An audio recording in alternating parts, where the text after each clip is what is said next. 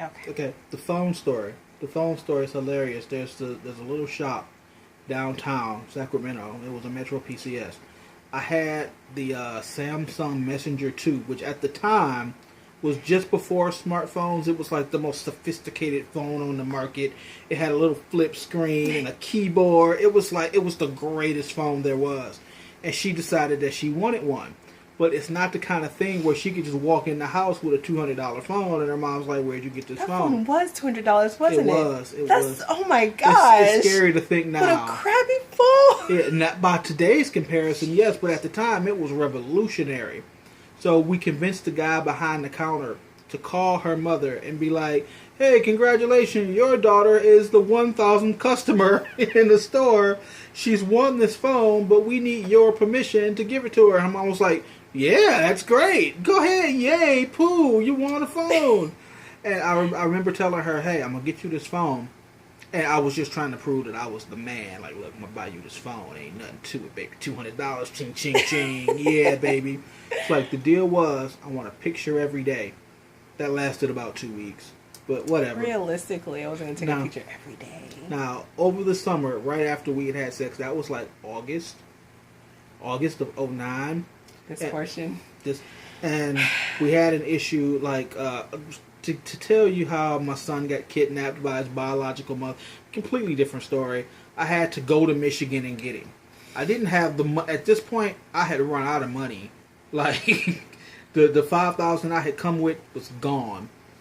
But somehow I mustered up the money to get a plane ticket. He called me on a Thursday and was like, "Hey, she's trying to move and take me with her. Come get me."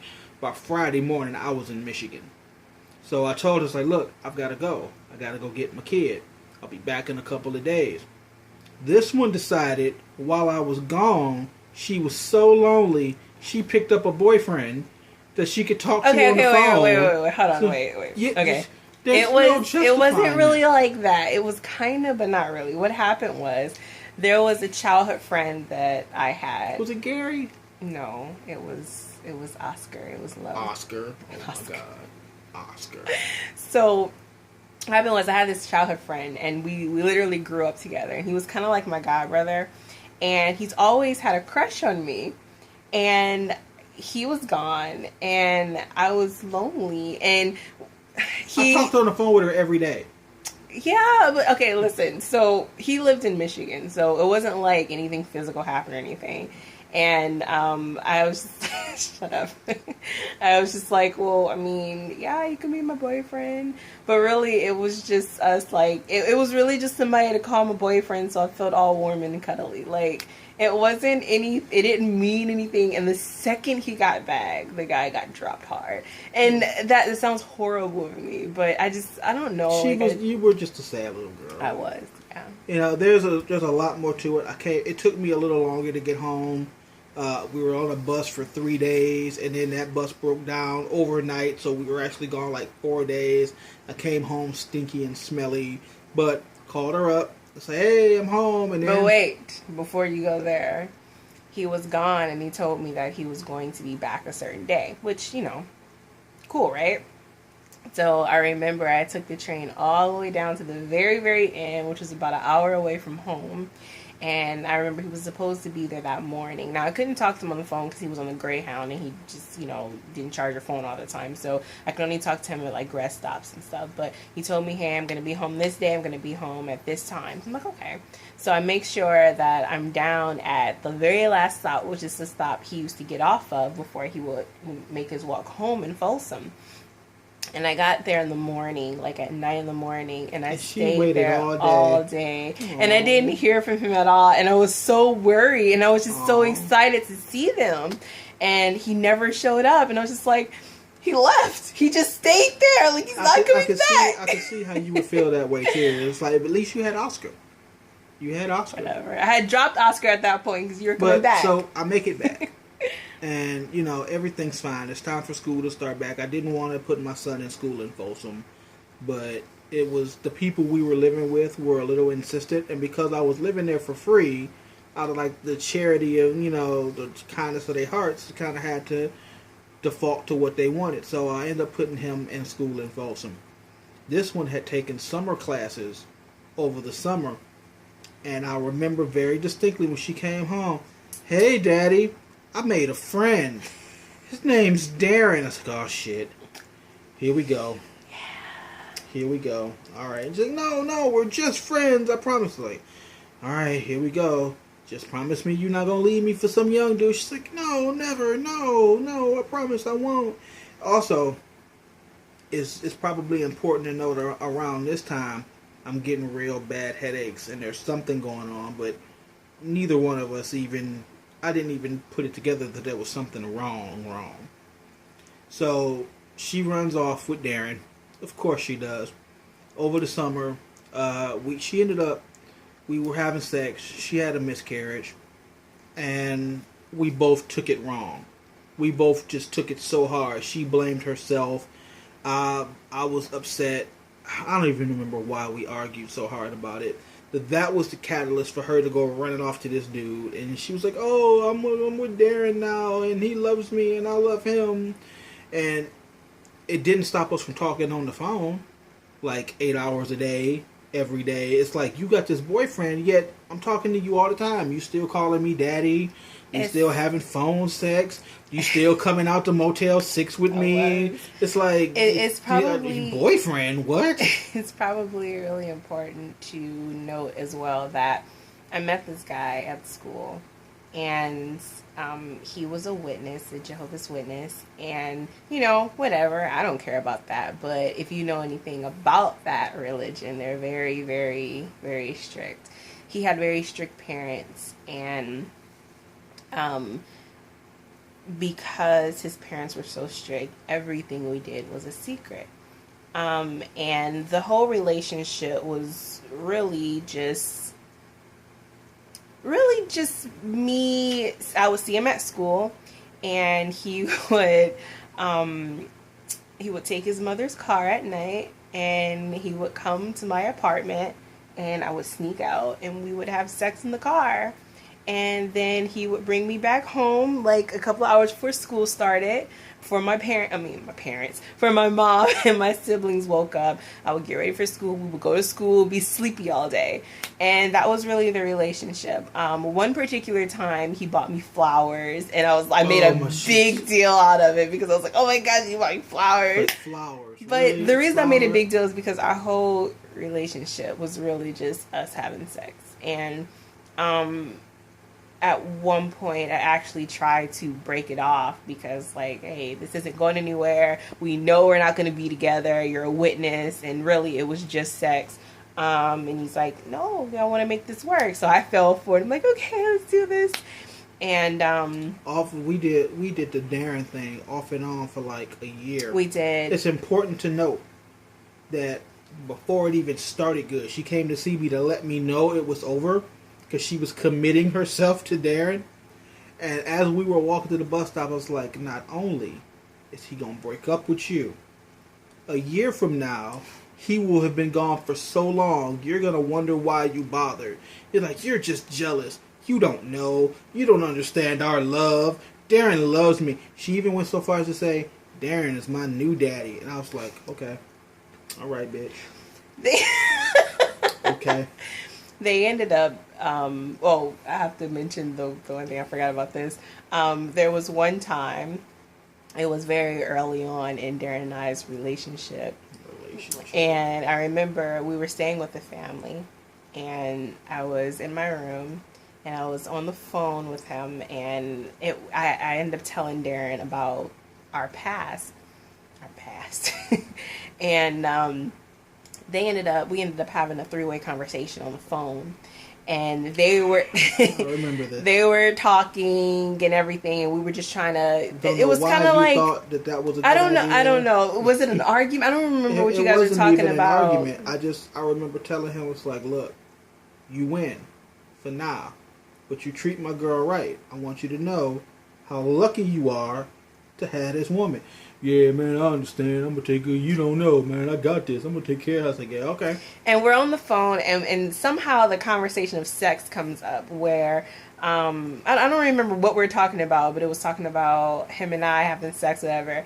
And I didn't know it, but my mother was listening outside the door, and she barges in the room. Well, actually, the door was locked. She knocks on the door really hard, and I'm like, oh, shoot, okay. And I end up just dropping the call on them because, I hear this banging on the door. I'm on the phone with this grown man who I had been involved with, and then my current boyfriend. As I remember it, I had gotten off the phone, and you were talking to him, and you were arguing with him about how you used to have sex with me.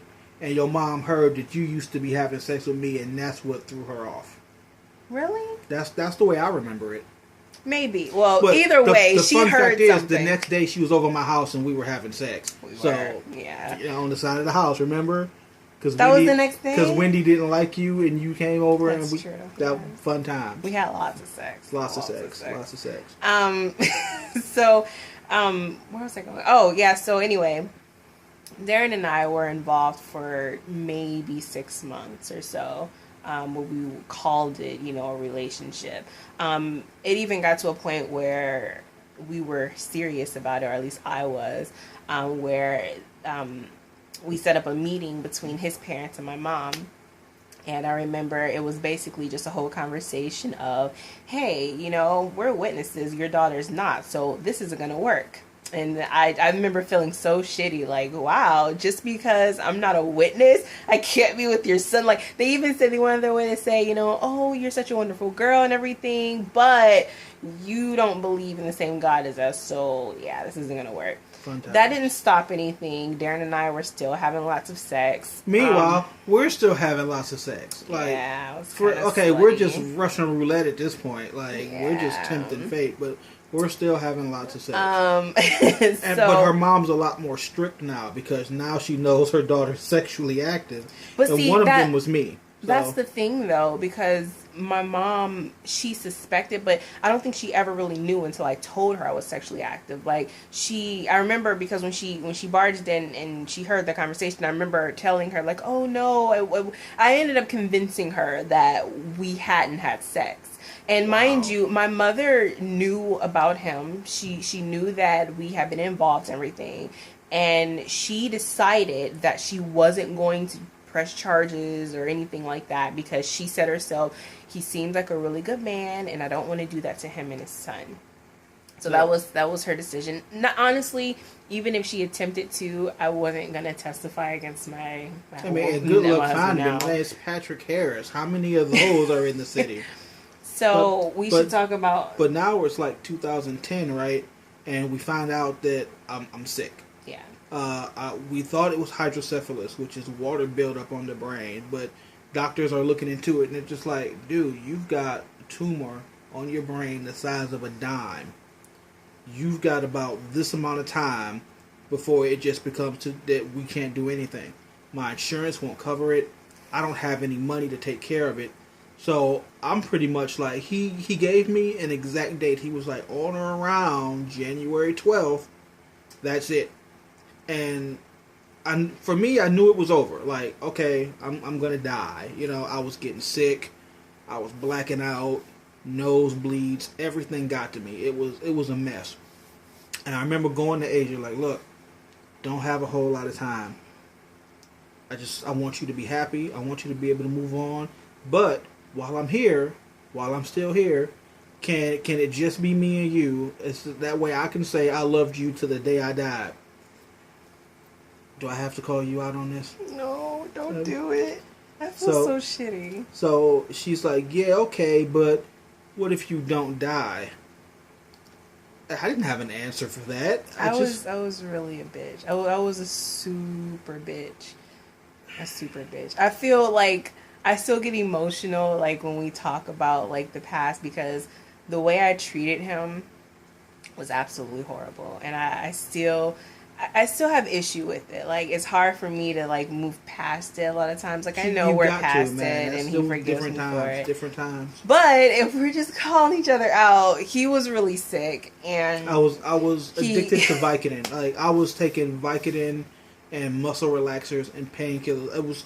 It was to the point that I needed a handful of them just to function normally throughout the day. We weren't in a good place. Like, he was on a lot of medication and stuff, and it didn't help that he was like mixing it with alcohol.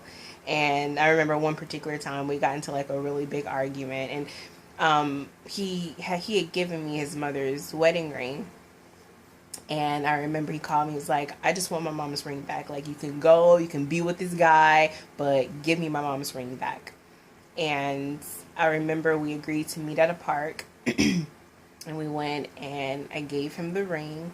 And we had a box. And the still box. have the box. We still the have box the in box. the closet. Yeah. Just full of mementos Yeah, and just stuff like little things Motel from- 6 key cards and receipts from that phone. Yeah. Like, we just should like do a little video stuff. just going through that box. It's like there's so much stuff in there. The phone case from the phone I bought her. Yeah. Like it's Lip gloss. Just lip like little thing, stuff I would leave pair over of there. panties, a glass from our first date at Johnny Oh Rockets. yeah, you didn't mention that, Creeper. How before when he first got out here, before we Hey, call me out. It's fine. before It's we had fine. actually met in person, he told me, "Hey, I just have one request.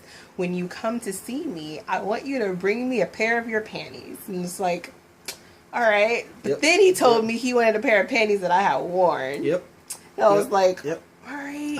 I'm not embarrassed. Okay, Not at all. and I brought him a pair of panties, but I didn't actually wear them because I thought that was weird. But I bought you more. So, Like I mean, same day, he bought I me you more, yeah. It wasn't like, but oh yeah. he ended. I brought him a pair of panties, but then he ended up keeping the ones that anyway. It's because they were thongs, and her mama didn't want her wearing thongs, so I had to keep them. But that's not the point. So anyway, yeah, he was really sick and everything, and after we had met up, we got into it really hard, and I got back home. I don't remember if you said in person or if I got back home, and he called me and he threatened me and he said, if you decide you're not going to be with me, I will take every naughty picture I have was of a you. lot of them, too. There's a lot of There was a naughty lot of pictures, and I will send them all to your mother. And I will kill you, and then I'll kill myself. And I was like, "Whoa!" To be fair, okay. And I knew, had a tumor. yeah, I knew Like, he was I just was- sick. I Like was fucked up in that yeah, shit. like I wasn't like scared for my life. It just to me, it showed me how sick he was because I knew him well enough to know this isn't you. This isn't something you'd say.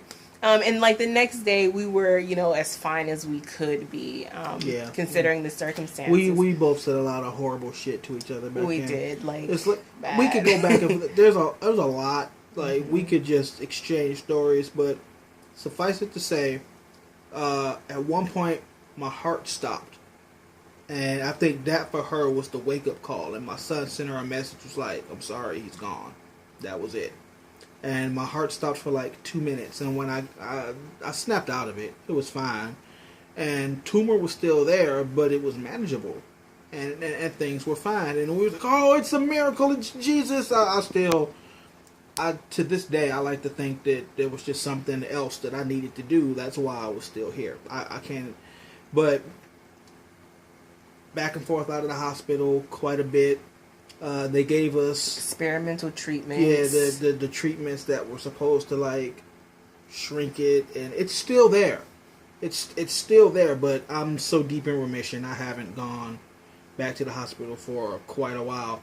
But they ended up giving us this trigger because I was having like a lot of memory loss, and it's like there was just all of my facial hair, like my hair completely, eyelashes, eyebrows, was all gone. There are even videos up if you search hard enough. It's just me, just completely hairless and skinny and sick.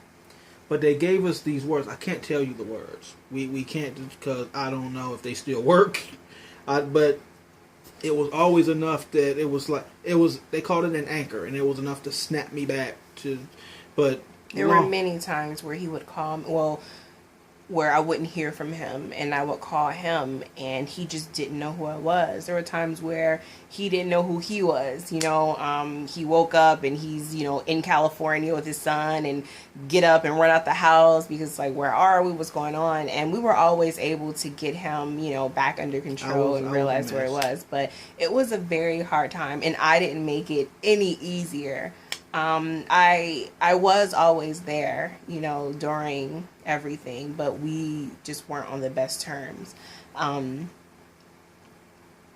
mean, there's so many in between things to talk about, and I'm trying to decide but we're talking just the story of I was sick. I was sick. They gave me this experimental medication, and it was like, I'm sure you can even look up the journals. I was in the first group of people who ever got these treatments, and they seem to have been working. But memory loss was a big one. Hair loss was a big one. It was I had chemo that I had to deal with. It was a mess, but I got past it. I got through it, and all was well. I was calm. As long as I stayed calm, she would come over and she would cook. You know, she was taking good care of me, and everything was fine. We weren't together. She was still with Darren. But we talked on the phone all the time, and she came over all the time. And I remember one time in particular, I was at Wendy's house because I moved around a lot, like a lot of different roommates. And she came over, and we had sex, and it was like there was something about this day. I was like, oh, I feel great. It's like I'm feeling better. You know, my head is not all fucked up no more. It's like, here we are. We're going to get back together. This is it. This is the time we're going to get back together. So I'm walking her to the train station, or to the bus station, and she gets a call from him. And I don't think you guys weren't even together anymore. At this point, we weren't together. Like, he broke up with me, and it was supposed to be done. But he called her and was like, hey, are you okay? And she's like, yeah. So he ends up pulling up at this McDonald's, which is about 50 feet from her. No, what happened was he called me and he said, hey, where are you right now? And I'm like, I'm on my way home. He said, I just saw you walking with a man. Like, what's going on? And I hang up and I flip out. And I remember we, like, go into a gas station. I'm just like, oh my God. And the reason I'm flipping out is, I mean, he knew about him. But I'm flipping out because it's like, this is going to get back to my mom. This is going to blow up. This is going to be bad. And it did. And it did. It blew up and it was bad. So pretty much, he ended up pulling up, and he had like 2 friends with him or something, and his 2 friends and Patrick got into a big altercation. There were a lot of words exchanged. Darren was trying to fight him, pushing him and everything, and I was so scared for my life. See, understand, for me, I wasn't concerned. I would take the ass kicking. I'm a man. But if I were to have made the first swing and whooped his ass, then she'd have been like, oh, poor Darren, I can't believe me and old Patrick did it. So it's like, I'm going to take it. Whatever you got to throw at me, I'm going to take it. Because if anybody going to get the old poor them sympathy, it's going to be me. So I'm going to take it. And he was going up, well, what you going to do? She mine, now what you going to do? And I'm like, you know what? You know, and I have to mention, a big wake-up call for me after that whole incident. I remember he grabbed me by the arm. He was like, come on, let's go. I'm taking you home. And I remember looking back at him like, I didn't want to leave him, but I also knew that I had to go because it would have looked bad if I stayed, and just the whole thing was just a mess up situation. And I remember being in the car with him and his 2 friends, and I remember his friend saying, who's this girl? And I was expecting him to, he made this big fuss, trying to fight him and everything over me. And I was just like, while he was out of line, in my mind, it was still kind of sweet that he was willing to do that, thinking I was in danger. And I remember sitting in the car, and I remember sitting in the car, and I remember his friend was like, who is this girl? And he's like, oh, it's just a friend from school. And my heart, like, just sank. I was just like, really? I'm just a friend from school? Just a friend from school, see? And I remember we pulled up at his house, and because again, his parents are just totally against me seeing him. And I remember he like shuffled me to his car really quick. We got in his car and we're driving, and we had the hugest argument in the car. And he's like, I'm taking you home. I'm going to tell your mom. I'm like, don't tell my mom. Like, we can deal with this. It's fine. And we get into this big, huge fight. And I remember him telling me, he's like, you tell your mom, I'm going to tell your mom. And I'm like, you know what? You've made it clear that my mom's going to find out if this is what we're doing. Then you come up with me and we tell her together. And we got back home, and, he went to my mom and we told her what happened, and I lied my ass off. Of course you did. I lied my ass off for 2 reasons. 1, to save my own ass, and 2, because I wanted to protect him. But it's like, I wanted to protect him in the sense where it's like they would not be able to find him. But also, in lying, it made him look bad. And I told the lie that I was walking, because, okay, back up a little bit. We had actually we were together all day, and he took me shopping to buy an outfit for interviews. But really, the next day, I was meant to be going to Darren's Hall because I was considering changing my religion for the sake of being with this guy. That's how much I wanted that to work. Really? And I ended up telling the lie that, I was out and I ran into him because according to my mom, he was supposed to be out of the state. And I told them, oh yeah, I ran into him and we were talking and that was it. So that's what happened. And, I wasn't able to talk to him for a little while, obviously. Some time went by. Not like a week or two though. It wasn't a lot. And we always found a way to stay in contact. We didn't mention this at first either, and it would be messed up if we didn't. We knew that there would be a point that we wouldn't be able to talk.